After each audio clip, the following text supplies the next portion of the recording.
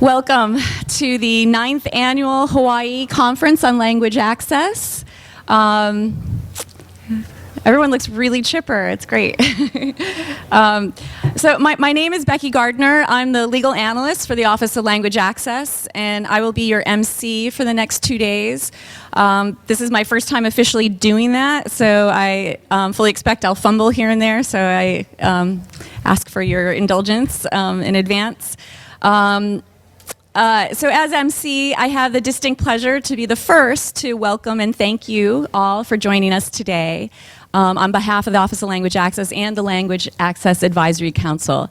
And I also just want to thank each and every one of you for dedicating your time, your energies, and your focus to learning more about language access. It's a lot out of your busy lives, so we really do appreciate it.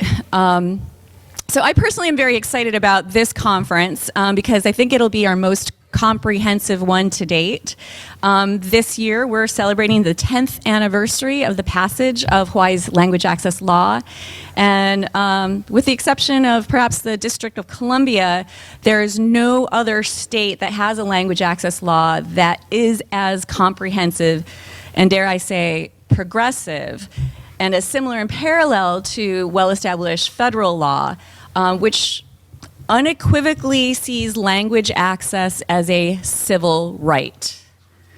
So I just ask everyone to just ingrain that in your brain right now. Language access is a civil right.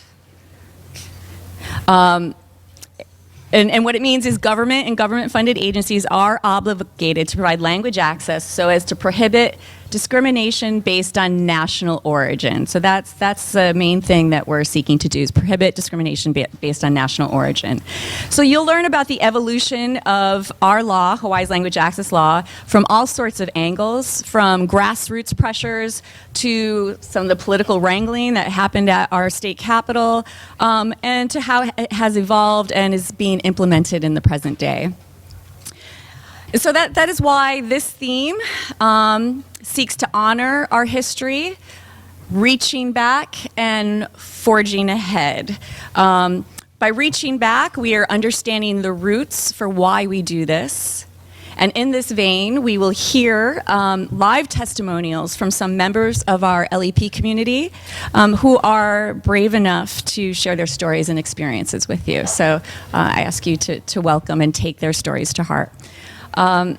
We will also take a deep dive and examine present-day efforts in language access across all sorts of jurisdictions. We have some distinguished guests that have traveled far, spanning from the municipal, New York City, and our nation's capital, District of Columbia. They're here with us today. And we'll also broaden our scope into the state level and state administration of laws and policies. And you'll hear from language access experts from the state of Washington, New Mexico, and administrators and implementers in our own beautiful state of Hawaii.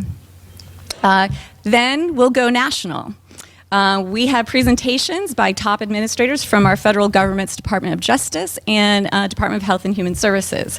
So we got all layers here today.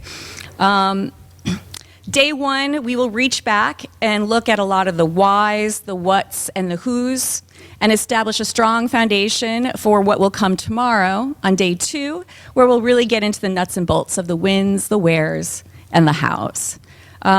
Through this process, through mutual engagement, we can together envision and plan to forge ahead into a future of even greater and more meaningful access for those in our community with limited English proficiency. And we do this not just because it's the law, but because those with limited English proficiency, they are our family. They're our neighbors, our friends, and in many cases ourselves. We do this because it's Aloha, and it's really all about what we are in Hawaii. So with that, I would like to introduce and welcome to the stage Palakiko Yagodich. He has done our Oli for 3 years now, and his fun and cheerful nature has been so appreciated, we brought him back with his ukulele. So, if you please welcome Palakiko.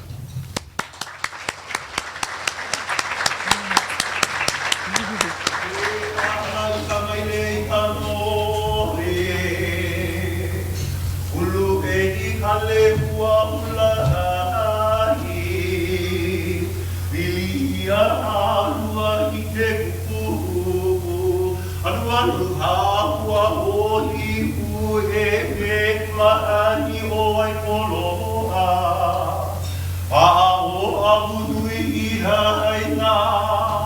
Kapala aloha manamui. Ka'awu maui o hapuloha. Ehu ihu iha mohana. Ahua mai ha ehu hei o liloha. Uhani loho i hale mahano. Ina lehu lehu e pai me aloha e. Aloha e. Aloha e. Aloha e.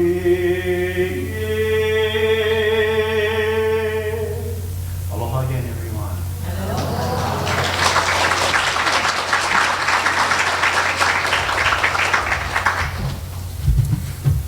Oh, get this thing on it. You guys can hear me? Oh, this room get good acoustics. Yes. Aloha, everybody. Good morning. How are we doing today? My name is Palakiko, and I work at Kapiolani Community College. I brought my friend. If you ask any questions about Kapiolani, ask her, no ask me. But I just wanted to welcome all of you. What I do at Kapiolani is I do training in the visitor industry on culture and language of Hawaii. I teach people how to say aloha. But you know what? I was looking at you guys, and you guys kind of smart. You guys look pretty smart. We have visitors from all around the world, all around the nation, I believe. Can somebody please share with everybody in here, what does aloha mean? Oh, very efficient over there. She took all the answers. Hello, goodbye, I love you. Yes, we use it as a greeting to say hello. Yes, we use it as a greeting to say goodbye. But I just wanted to remind all of you, the most important meaning of aloha is love. Yeah? Love all the time. When you say hello with aloha, with that word, that feeling of love should go with the word. When you say goodbye or farewell, that feeling of aloha, that feeling of love should go with the word.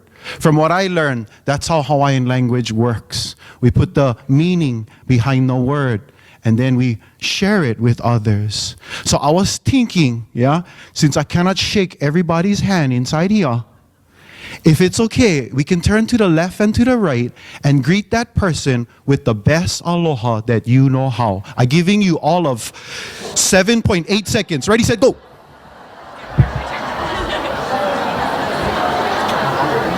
I'm going to do a quick pule and then try to bring them back together. Just the people next to you. You don't need to go around your whole table. Just the left and the right, the left and the right. I see some guys going around, making sure they catch all the wahine over here. They just said the left and the right. Can you see what happened? You guys saw what happened when you put aloha in the room, yeah? You're looking at people eye to eye, yeah? When you smile, sometimes the other person smiles. I heard it. You hear laughter in the room. That is us generating aloha. That is us sharing aloha with one another. And for the next 2 days, let this aloha carry you far, yeah?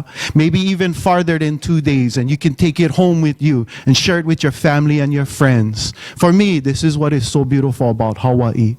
If it's okay to kind of say mahalo for this beautiful day and also bless this occasion and this gathering, is it okay if we do a quick pule? And it simply says mahalo for everything that has been given to us. A quick prayer, if that's okay. Mahalo. So if it's all right, e pule kako, let us pray. E ke akua I loko kalani, ka haku kalani, ka manolo kalani, mahalo no ke ala, mahalo no ke hui ana, o kia kanaka a pau. E ho mai mākou me na vai vai Hawaii, e like me lokahi, unity, laulima, cooperation, ha'a, humility, pono, always doing the right thing, maikai, practicing excellence, ame ke aloha, that which is love. E ho mai mako, e ho ike ya mako, ike ala pono, iko keiki kane o Yesu Kristo a mama ua noa. Amen. Mahalo, everybody. Let's have a great conference. Good job.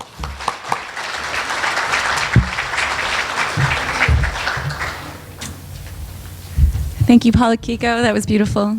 You're so tall. Okay, so just a few announcements. You guys all saw the bathrooms over here, and you guys are set up with snacks. So don't be shy if you need to go use the bathroom. It actually probably helps things around the break that there's no line. So yeah, move about as you need.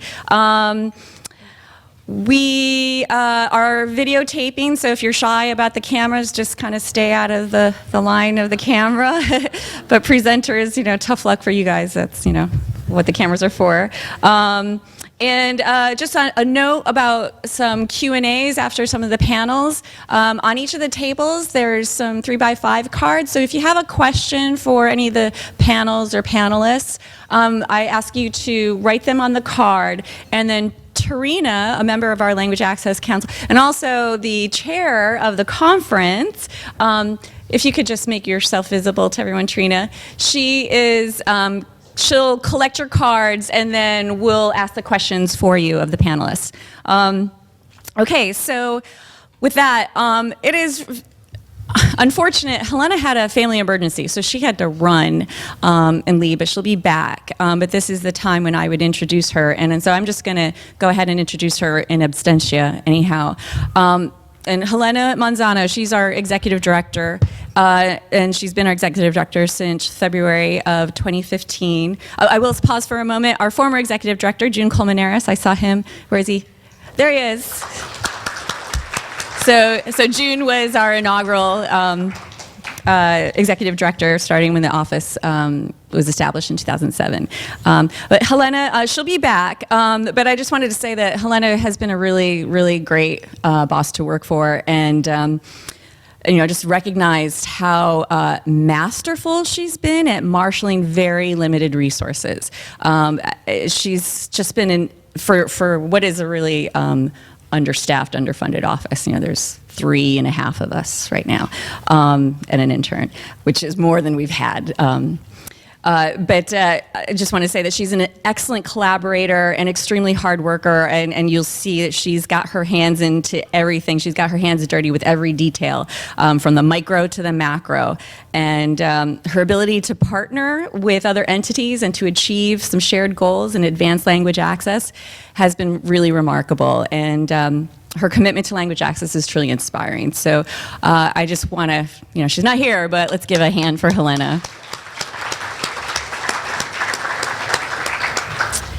And it's also my pleasure to introduce our speaker of our opening remarks. You can see her bio in the program, Senator Susie Chun-Oakland. She soon to be retired, which, no, you're not? Okay, well, anyway, she's an active senator right now, and and you can read about all of her political accomplishments in the bio. But I just wanted to add about Senator Chun-Oakland. I don't think there's any legislator who's done more for language access in Hawaii over the last 10 years. Truly, she has been a champion at the Capitol. And has not only helped us usher amendments to our law, but she is to be credited for the addition and establishment of the Language Access Resource Center. And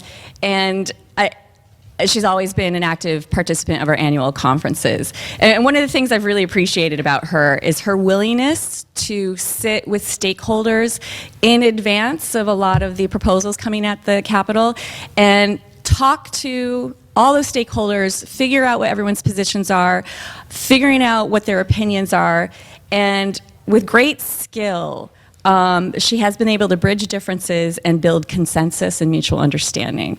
And that's not something that every legislator does. And she's just masterful at it. So the approach that she has taken is pretty much the foundation, an excellent foundation to ensure that sound laws are passed with the blessing of those who have been impacted. And she's very much appreciated by our office, and I'm sure everyone in this room, for what she's done. And it's the reason why we've invited her to give these remarks. So if you could welcome Senator Susie Chun-Oakland.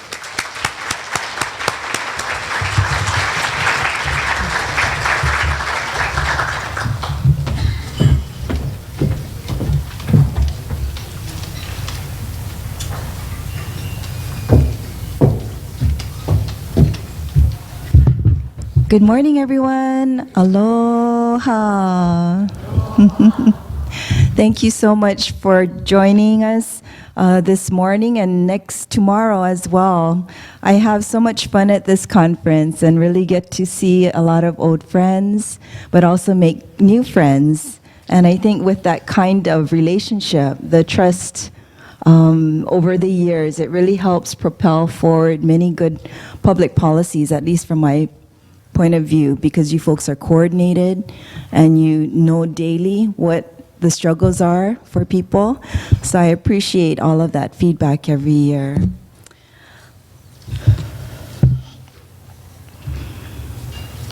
It truly is a great honor for me to be here.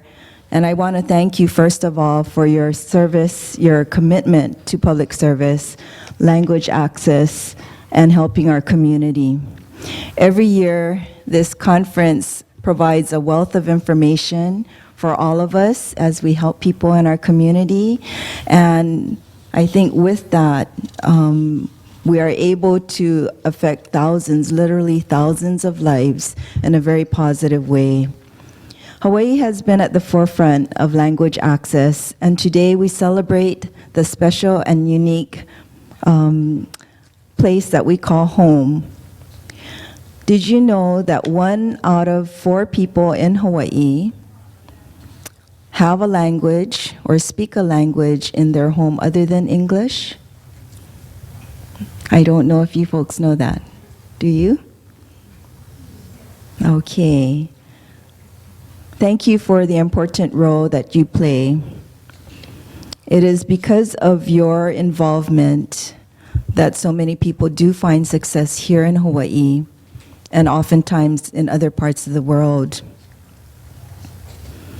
Whether providing access to the programs through interpreters or translating key documents needed to access services, the state has enabled residents with limited English proficiency to fully participate in the community as self-sufficient and productive members with your help. I still remember spending quite a bit of time with former State Representative Dennis Arakaki and many of you in this room. And it was to talk about how we could improve access to our state services and government services, as well as services where there were state funds involved. In 2006, Hawaii became the first state to pass a comprehensive language access law when the legislature passed Act 290. This required all state agencies and any organization receiving state funding to provide services to the public and take reasonable steps to ensure meaningful access to services, programs, and activities. Act 290 also established the Office of Language Access, and I'm so glad that June is here today as our original executive director. It also created the Language Access Advisory Council, and so those council members really have been very helpful in providing guidance to the office and our staff. In 2008, the legislature passed Act 8, which clarified various definitions related to language access, as well as expanded the membership of the Language Access Advisory Council to include county resident representatives and a representative from the Disability and Communication Access Board. In 2009, to promote awareness of language access for government services and emphasize the importance and need for language access in Hawaii, the legislature passed Act 69, which designated the month of August as Language Access Month. In 2012, as a means to improve access to government services and programs, the legislature passed Act 201, which transferred the Office of Language Access, including all of its functions, from the Department of Labor and Industrial Relations to the Department of Health.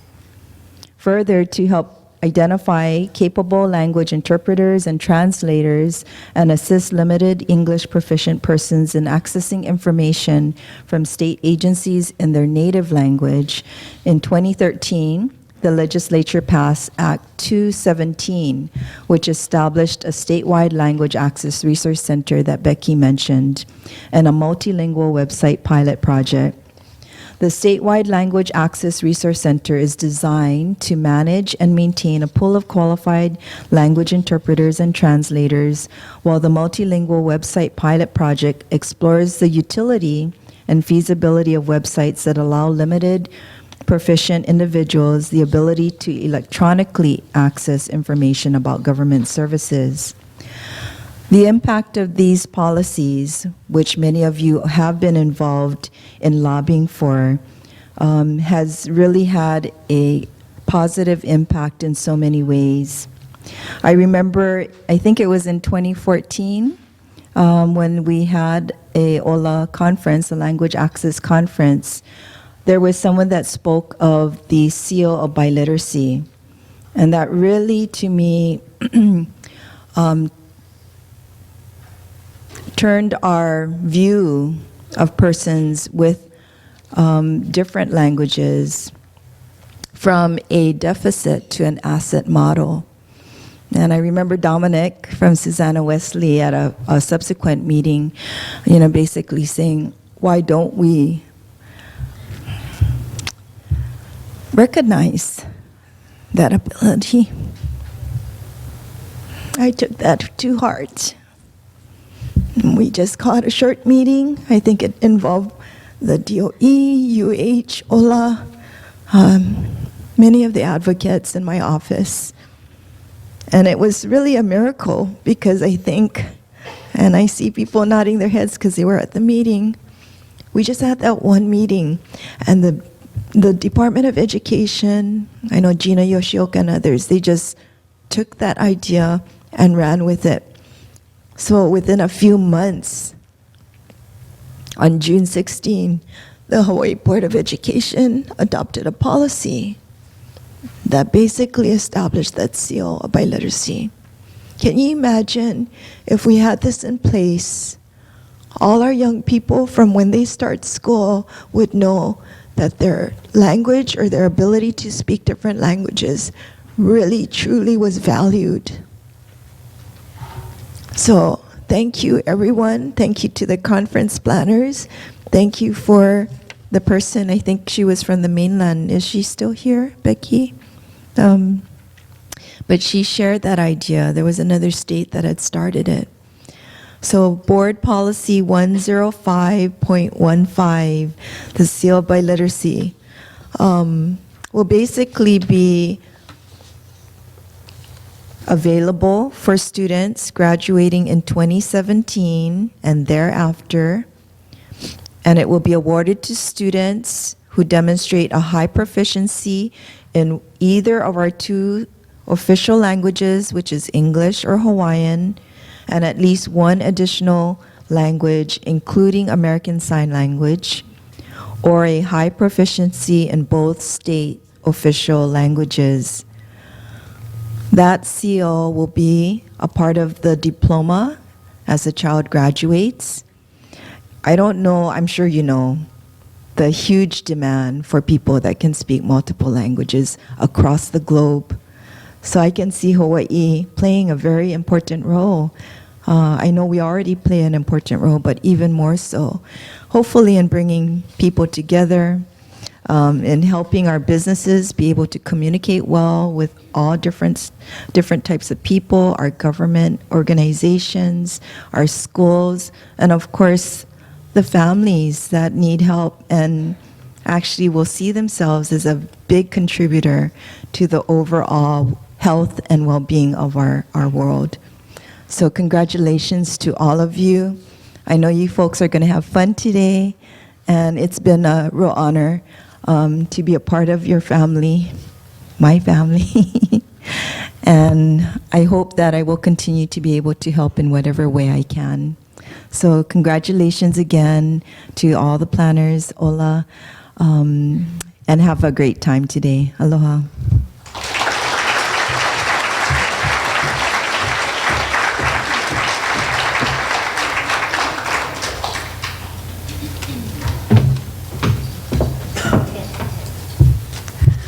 Thank you, Senator. That was awesome.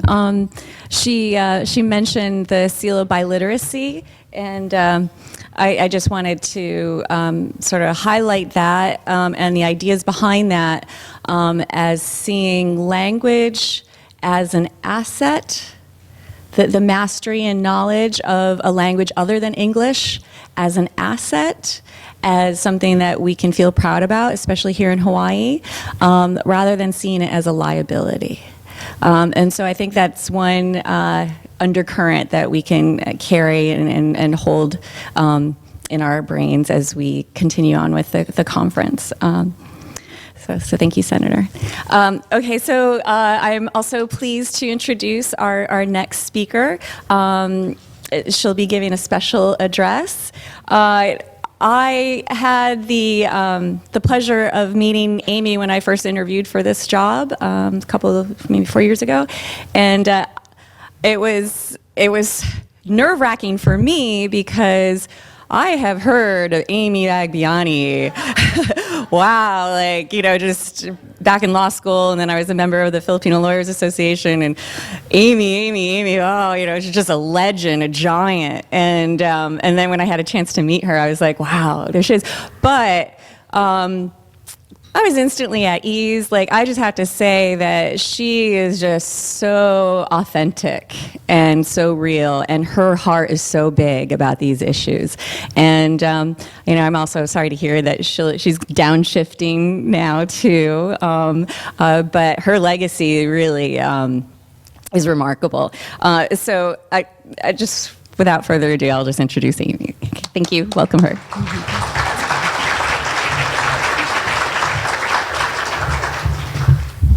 I thought she was going to sing when I met her. It's horrible. Thank you very much for inviting me, and I would like to say that I like showing off by telling people I know their parents, and I'm actually taller than them, and that's true for Susie Chun-Oakland. I used to be taller than her. She was a child at the time. And her father, Phil Chun, was the director of the YMCA in Kalihi, and he was an active member of our Interagency Council on Immigrant Services also. In a nutshell, I'd like to talk for a few minutes on diversity and Filipinos and our history and our future. Diversity is about different groups, and obviously in Hawaii we have different groups, and over the years their status has changed, and over the years these differences have been an acceptable basis for discrimination and subordination.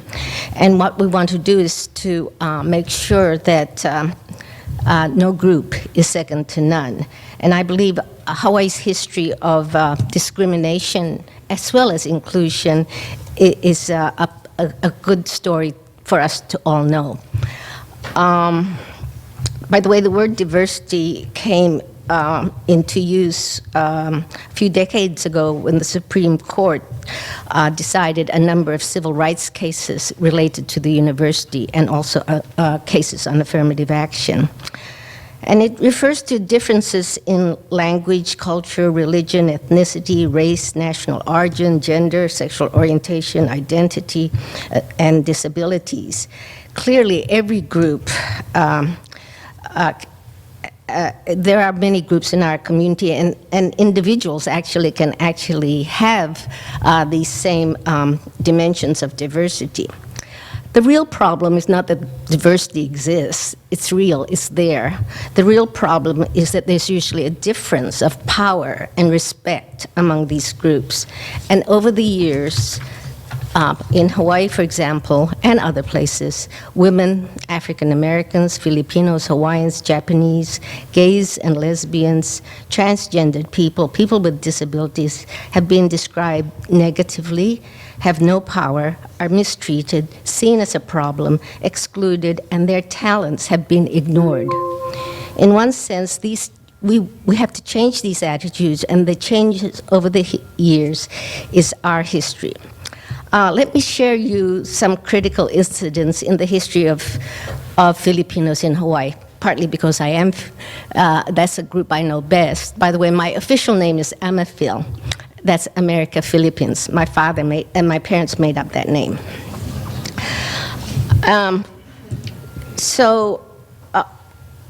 I've divided Hawaii Filipino history in 4 groups, 4 stages, and I think these are characteristics that would pertain to any groups new in Hawaii. And also I'd like to say that these stages or characteristics persist today. So what I call stage 1 and stage 2 and stage 3, they exist all the time. And hopefully we're going to progress from one stage to the other, but it doesn't happen all the time. Stage 1 for the Filipino community is where the sacadas, or the plantation workers, were actively treated as second class and not valued. And then stage 2 is where, for example, recent Filipino immigrants, or immigrants since 1965, we are the largest immigrant group coming to Hawaii. Around 50% of all the immigrants, or 4,000 every year, are coming. But most of the time, recent Filipino immigrants are blamed when they are asked to reject their language and culture and to assimilate fully. Stage 3 is when the wider community acknowledges that differences are not bad and that individuals and groups should have equal access and not be mistreated. And I'll give an example at the university. And stage 4 is when it is to the self-interest of all, including members of the dominant group, to support, nurture, appreciate diversity, and include the talents of Filipinos and other traditionally excluded groups. Stage 1 example is during the plantation period. Filipinos and other workers were imported to work on the sugar plantation and pineapple fields during the first half of this century. They were valued for their muscle and not their minds, to use quotes. And although Hawaii's plantation economy was dependent on Filipino labor, 70% of the plantation workforce was Filipino in the 1930s, it was perfectly acceptable to look down on and always pay Filipinos and Japanese less than white people. And Stanley Porteous, an internationally known psychologist in the 1920s and 30s, was appreciated for his unscientific and biased research on Hawaiians, Japanese, Filipinos, and non-white people. He identified a series of defects of the Filipinos which, quote, must interfere obviously with good judgment and a balanced and sane reaction to affairs in general. Some of these defects include, quote, egocentric attitude, obtrusive habits, and desire for personal recognition, and poor emotional control, and unstable moods. They caution that there is a danger not of undereducating them, but of giving their education the wrong direction. Porteous and his colleagues further warned, it is, in our opinion, that no matter what labels of citizenship we put on these people, they remain Filipinos, and it will make much more than a knowledge of the 3 R's to make them American. To make the system of schooling too over-scholastic might be worse than no benefit at all. The surest way to make a malcontent is to educate him either above his intelligence or his opportunities. So I'm glad to say that with the help of some people in the room, I think the Foreman family particularly, we changed the name of the Porteous building at the Manoa campus. The social science building was named after Porteous. And at that time, it was really scientific, quote, to do these kinds of come up with these conclusions, but there were also other people, also Hollies, who were more inclusive, and so we have renamed it to my mentors, Marion and Alan Saunders. who were staunch advocates for civil rights before the word was created. So I don't think Stanley Porteous would have dreamt that there would ever be a Filipino governor, Filipino regents, and Filipino members of the Supreme Court. So, stage 2 is when we blame the victim, devalue the language and culture, and demand inclusion only by assimilation into the dominant culture. So after the 1965 immigration amendments, a large number of non-English speaking children, particularly from the Philippines, started enrolling in the public schools. And the Department of Education, their responsibility was to figure out what to do. They didn't really have such a large number before. So they came out with a report identifying 4 major problems faced by Filipino immigrant children. 1, English language deficiency. 2, difficulty in socializing with local students. 3, lack of relevant schooling in their native country. And 4, difficulty in understanding the value system of American society. So in response to this report, a few of us in the Filipino community issued our own report, which I helped draft. And in this report, we said these so-called problems can be viewed differently and should be rephrased. Instead of saying English language deficiency, why don't we say lack of appreciation of the language of the immigrant child and lack of teaching staff who understand the child's language? Instead of difficulty in socializing with local students, why don't we say difficulty of local students in socializing with immigrant children? Instead of saying lack of relevant schooling in their native country, we say lack of relevant curriculum appropriate to the previous schooling of the immigrant child. Instead of difficulty in understanding the value system of American society, why don't we say difficulty in understanding the value system of the immigrant student and their learning styles?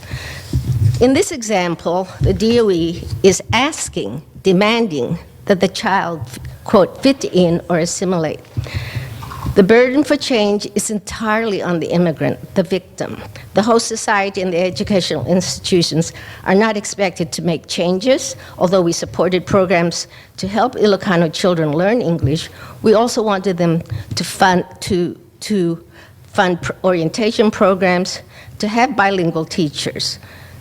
And really, the stage 2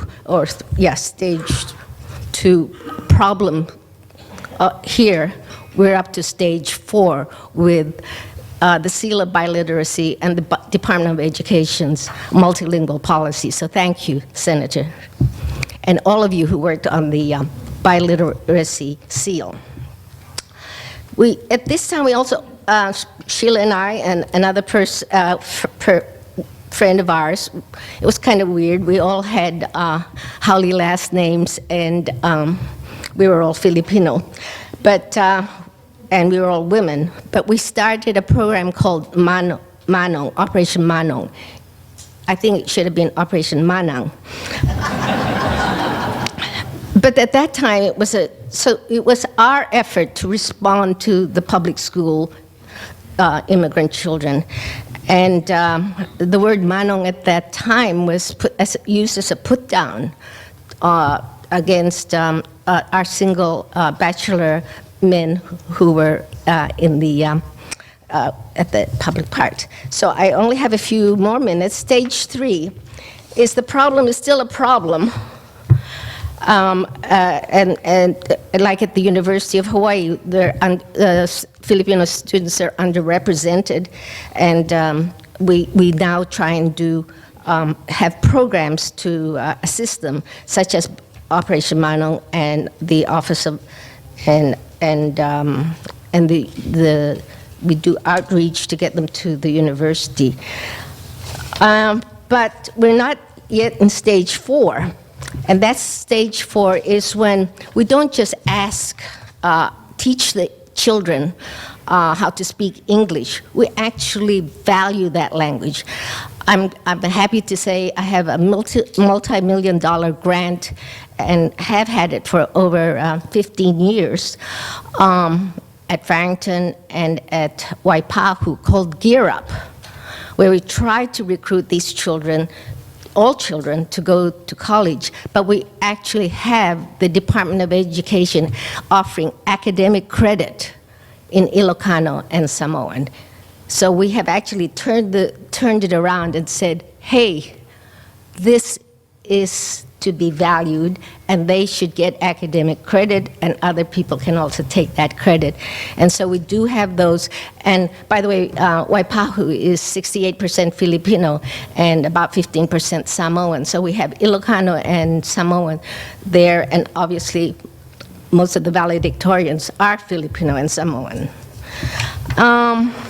So we're up to stage 4, and I see as examples of stage 4 our efforts to, because of the Mangroban case and the Fragante case that said these language discrimination cases have to be addressed.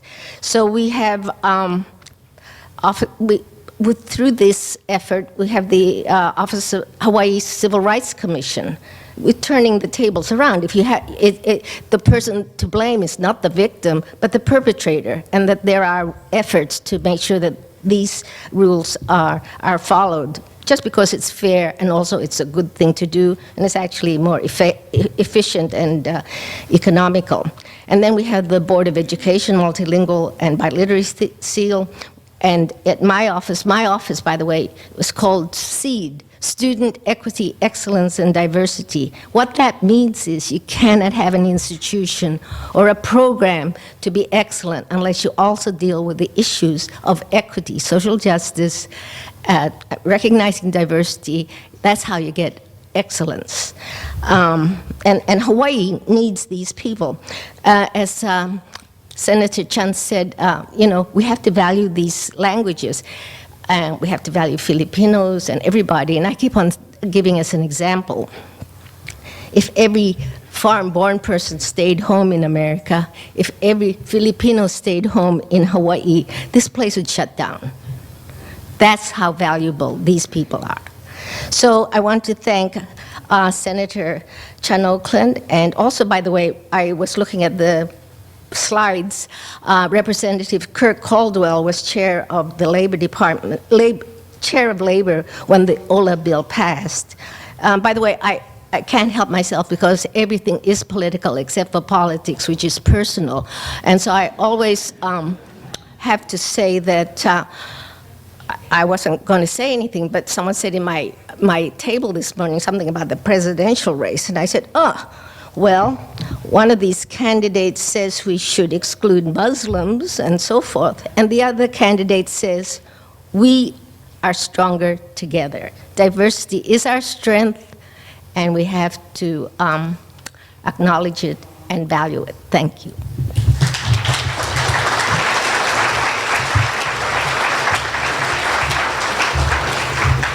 Thank you so much, Amy. Just wanted to